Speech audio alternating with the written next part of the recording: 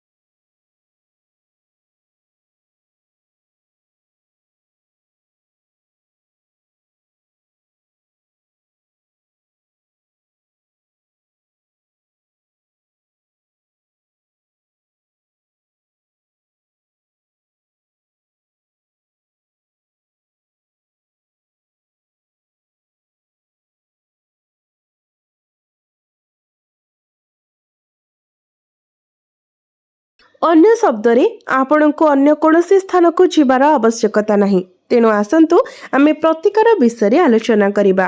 प्रथमे आपणको एक सबुज लेंबू आनिबाको पड़िबो जहाँ संपूर्ण परिष्कार एवं दागमुक्त थिबो। आपण लक्ष्य करिथिबे जे लेंबुरे केतेक समय छोट कला दाग किंबा किछि आघात सृष्टि हुए, तथापि एही निर्दिष्ट उपाय पई आपणको केबे भी क्षतिग्रस्त किंबा पची जाइथिबा सुखी जाइथिबा लेंबू व्यवहार करिबा उचित नहीं। आपणको एक संपूर्ण शुद्ध एवं निर्मल लेंबू बाछिबाको पड़िबो। मने रखंतु हळदिया लेंबू मध्य बजार रे उपलब्ध, किंतु एही विशेष उपाय पई आपणको हळदिया लेंबू नहीं, आपणको पूर्ण मात्रा रे सबुज लेंबू व्यवहार करिबाको पड़िबो। एहा सहित आपणको एक कला कलम मध्य आवश्यक हेबो। आपण आपणकर सुविधा पई जेकोनोसी कला कलम बाछि पारिबे। एबे एही दुईटी जिनिस नै आपणकर घर भितरे एक निर्जन कोण खोजंतु। एपरि एक स्थान जोंठारे आपण एही उपाय करिबा समय केही आपणको बाधा देबे नाही किंबा आपणकर एकाग्रता को विचलित करिबे नाही। एहा एक निर्दिष्ट कोठरी, एक द्वार किंबा पारंडा हेउ। केवल निश्चित करंतु जे सही समय मध्यरे केही आपणको जेमिति विरक्त न करंती। जदिओ आपणकर परिवार सदस्य माने जानते जे आपण ही प्रतिकार करूछंती, प्रक्रिया आरंभ करबाको गोटिए हातरे लेंबू धरी कला कलम व्यवहार करी आपणकर शत्रुर नाम लेखंतु। एबे आपणक मध्यरो अनेक पचारिबे जदि आम जीवन रे गुप्त शत्रु अछंती जाहाको आमे जानि नाहु तेबे कोन हेबो, तेबे आमे सेमानक नाम किपरि लिखिबो। एपरि परिस्थिति रे आपण निर्दिष्ट नाम जदि जानि नाहती तेबे लेंबू उपरे आपण केवल शत्रु लेखंतु। जेतेबेले आपण एही गोटिए शब्द लेखंती एहा आपणकर समस्त शत्रु को परास्त करिवार शक्ति रखे। से माने आपणक पई परिचित हुअंतु किंबा अपरिचित। नाम लेखिबा परे लेंबू को एक कला कपड़ा भितरे रखंतु एवं संपूर्ण विश्वास सहित 3 थर पुनरावृत्ति करंतु। मोर शत्रु परास्त हेउ, मोर शत्रु परास्त हेउ, मोर शत्रु परास्त हेउ। यहाँ परे कला कपड़ा को एक छोट पाउच रे तैयारी करंतु, अर्थात ताको बांधी की पुटुली बनै दियंतु एवं एहा को सुरक्षित भाबरे रखंतु। एबे आपणक घर बाहरे एक स्थान को जांतु, विशेषतः नरम माटी थिबा एक अंचल जोंठारे खोलिबा सुविधा हेबो। सेठारे एक छोट गात खोलंतु एवं सेई जो आपण कला कपड़ा रे लेंबुटी को बांधी छंती ताकू आपण सेठारे पोती दियंतु। या को माटी भल भाबरे घोड़ांतु जहा द्वारा लेंबुटी बाहर को देखा जिवो नाही। मने रखंतु एही उपायटी केवल संध्या समय करा जिबा उचित, विशेष करी सूर्यास्त परे। सूर्य उज्जवल हेबा समय यह करंतु नाही। लेंबू को पोती देबा परे सीधा सड़क आपणकर घर को फेरी आसंतु। कौनसी परिस्थिति रे आपण पछको फेरी चाहंत नाही। घरे पहुंचीबा परे हाथ एवं पाद भल भाबरे धोई दियंतु। एही उपाय करिबा द्वारा आपणकर शत्रु मानकर संख्या 1000 हेउ 2000 हेउ लक्ष लक्ष हेउ निश्चित भाबरे आपणक विरुद्ध रे सेमाने जो कौनसी तांत्रिक पूजा किंबा कला जादू प्रयोग करिथिबे ताहा तुरंत निष्क्रिय होई जिवो। एही प्रतिकार चमत्कार एवं एहाको केवल थरे करिबा ही यथेष्ट। गोटिए थररे आपणकर शत्रु माने आपणकर सम्मुखरे नत हेबाको बाध्य हेबे एवं जेते चेष्टा कले मध्य आपणकर कोनोसी क्षति करिबाको संपूर्ण शक्तिहीन होई जिवे। लेंबू मूळरू ही नकारात्मकता को दूर करि देबारे सक्षम थिबा सहज प्राकृतिक एवं दिव्य शक्तिर अधिकारी। आपण हुए तो लोकमानंकु सेमानंकर दुकान किंबा नूतन व्यवसाय प्रतिष्ठान बाहरे लेंबू एवं लंकार एक माला झुलाई थिबार देखिथिबे, कारण यह केवल दुष्ट आखि को दूर करे नहीं बरं धन एवं समृद्धिर पथ मध्य प्रशस्त करे। लेंबू प्रवेश करने पूर्व प्रभावशाली भावरे नकारात्मक शक्ति को शोषण एवं निष्क्रिय करे। तंत्रशास्त्र रे लेंबू को शक्तिर एक भंडार भावरे विवेचना करा जाए, जहाँ भूत प्रेत एवं आर्थिक संकट भली समस्यार समाधान करिबारे सक्षम। शत्रु मानक द्वारा सृष्टि हेउथिबा बाधा दूर करिबार आउ एक अभूला उपाय हेउछि एक ताजा सबुज लेंबू नियंतु। एहाकु आपणकर मुंड चारि पाखरे 7 थर बुलाई आनंतु। तापरे एक निर्जन छक स्थान को जातु एवं सेठारे एही लेंबू को फोपाड़ी दियंतु। यह आपणकर शत्रु मानक द्वारा प्रस्तुत प्रत्येक क्षतिकारक योजना को संपूर्ण निरर्थक करदेव। द्वितीय चमत्कार एवं सरल उपाय हेउछि एक लेंबू व्यवहार करी शत्रु को किपरि आपणकर नियंत्रण को आपण आनी पारिबे। एही प्रतिकार आपण किपरि करिवे। जेकोसी शुक्रवार राति रे एक लेंबू नियंतु एवं कला कजल व्यवहार करी शत्रुर नाम लिखंतु एवं तापरे याकू प्रवाहित जल प्रवाहित करि दियंतु। एही विशेष प्रतिकार को शत्रु को दमन करिबा पई अत्यंत प्रभावशाली बोली माने जाइथाय। तृतीय एवं चमत्कार प्रतिकार हेउछि तांत्रिक सुरक्षा पई लेंबू व्यवहार करिबा। यह करिबा पई प्रथमे एक लेंबू को 4 समान खंडरे काटि नियंतु। तापरे एही खंड गुडी को आपणक घरर 4 कोण रे रखंतु। तापर दिन सकाळे एही खंड गुडी को बाहर को नै एक निर्जन स्थान रे रखि देई आसंतु। एही उपाय आपणको नकारात्मक शक्ति एवं शत्रुड शक्ति ठारो रक्षा करे। चतुर्थ सरल उपायटे हेउछि लेंबू एवं भगवान हनुमानंक पई एक मिश्रण। ए निर्दिष्ट रीति पालन करिबा पई जेकोसी मंगलवार दिन आपण हनुमान मंदिर को जातु। प्रभु हनुमानंकर पादरे एक लेंबू रखंतु एवं आपणकर प्रार्थना करंतु। एहा परे एही लेंबू को आपणक घरर मुख्य प्रवेश द्वार रे झुलाई दियंतु। यह निश्चित करिबो जे आपणकर शत्रु माने प्रक्षेपित नकारात्मक शक्ति आपणक पाखरे पहुंची पारिबो नाही। पंचम चमत्कार एवं सरल उपाय हेउछि शत्रु मानक द्वारा सृष्टि हेउथबा प्रतिबंधक गुडी को निष्क्रिय करिबा पई लेंबू एवं